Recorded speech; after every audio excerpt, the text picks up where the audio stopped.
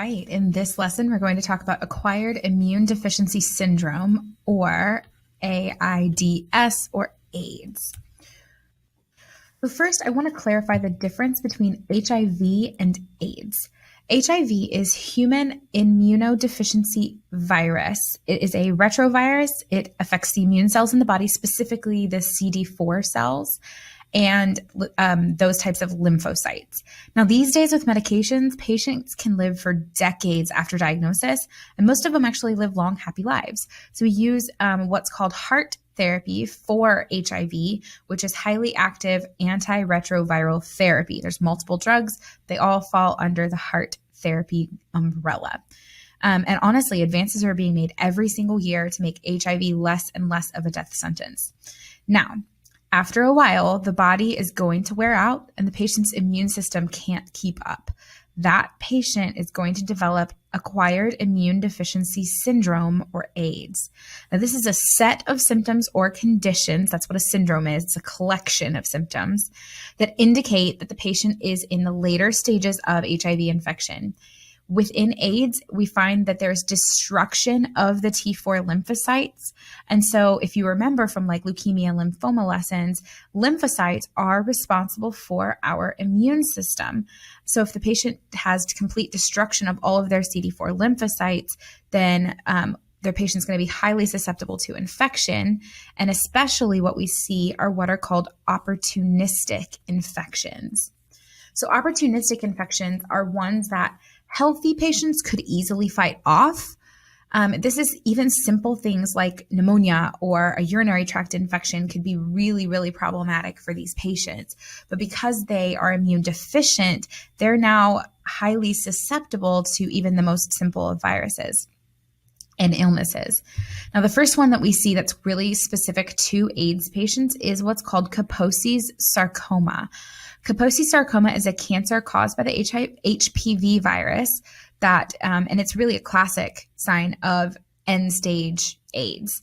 So you see these purple raised lesions. They could be on their skin. They could be even in and around their mouth. So these are Kaposi's sarcoma, Kaposi's lesions. The other possible opportunistic infection is candidiasis, or yeast infection. So you'll see white patches, usually in the mouth. They call this thrush.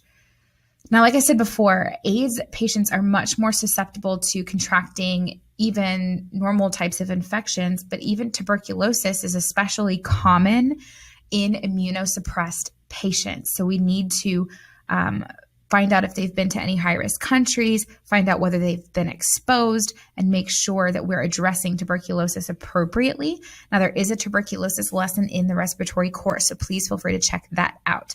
And then again, other things they might be at risk for are amoebas, parasites, things that a normal, healthy patient might be able to fight off are going to be a real struggle for AIDS patients. And this is just going to wreak havoc in their body. So we'll see these frequent infections. We'll see possible skin breakdown and ulcers in the mouth. That's what stomatitis is ulcerations in the mouth. But the other thing that we see quite a bit in AIDS patients is what's known as wasting syndrome. So what happens is their body begins to burn basically all of their sub-Q fat for energy because it's not really able to do what it needs to do. The muscles are going to begin to waste away. You're going to see muscle atrophy. And that's what we call wasting syndrome. And they get frail and thin and almost ghostly. They'll have a really poor appetite. They'll have some nausea, vomiting. So we're going to see malnutrition. We're going to see dehydration because of that nausea and vomiting. And then they're going to be weak. They're going to be fatigued. They may even have an increased heart rate. So all of these things, they just really are going to feel awful. We'll see things like with the malnutrition, we'll see their electrolytes out of whack. We'll see vitamin levels out of whack. That's all part of this malnutrition and wasting syndrome. And then, of course, we're going to see their white blood cell count almost completely wiped out. I've seen people with a CD4 count of 0. So when we're managing AIDS, we want to make sure to provide respiratory support because we know they could contract respiratory infections like tuberculosis, pneumonia, even the common cold can cause really severe reactions in their lungs. We also want to provide nutritional support. We know they're going to struggle to eat. They're going to be malnourished. They're going to have this wasting syndrome. And so we want to make sure we encourage high quality foods, and we want them to eat small, frequent meals. This helps with, if you're nauseous and you really don't feel good, it's hard to eat a full meal. So if we can have them eating small, frequent meals, choose their absolute favorite foods, things that they actually will enjoy and like eating, is going to make it easier for them to get more calories in. And we can also do things like giving antiemetics right before they eat, just to help them keep their food down. And then, of course, we're going to focus on infection prevention. We're going to use standard precautions, really good hand hygiene, HIV, AIDS, even other infectious diseases like hepatitis C. These are all just standard precautions. If you're using gloves, if you're using needle safety, you're fine. And wash your hands and really protect them from infection as well. And then, of course, monitor any signs of infection. So that might be an increased temperature, might be increased heart rate, and then any outward signs of infection like redness and swelling and things like that. And then we want to encourage the patient to conserve their energy. We're going to cluster our care. We're going to provide rest periods and just help them understand that this is a long road and it could be distressing for the patient and their family. So we want them to conserve as much energy and independence as possible.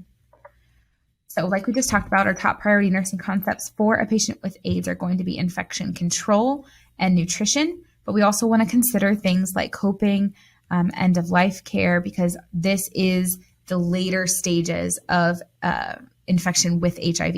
Now, patients have developed an AIDS syndrome and then been able to go back into AIDS remission by getting back on HIV meds and taking care of themselves that way. But again, this is a very serious situation, and it usually does lead closer to an end-of-life scenario. So let's just recap quickly. Acquired immune deficiency syndrome, or AIDS, is a condition that involves a collection of symptoms that indicate the patient, again, is in a late stage of HIV infection. It interferes with the patient's T4 lymphocytes, and it's going to destroy their immune system. This puts them at risk for infection, especially opportunistic ones. These are infections that it's almost like a burglar going in an open door. He didn't really have to work very hard for it. The door was open. He just walked right in. And so that's what opportunistic infections are. They're ones that take advantage of the fact that the patient has a decreased immune system. So this is things like Kaposi sarcoma, candidiasis, tuberculosis, pneumonia.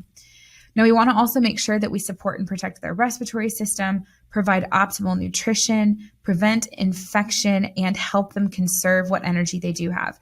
This is an exhausting and debilitating disease, especially in the later stages. So we want to be there for our patients and give them what they need. So those are the basics of AIDS. Don't miss all the resources we've attached to this lesson, including a care plan, case studies, flashcards, questions, etc. They're all going to help you learn, put the pieces together for these patients.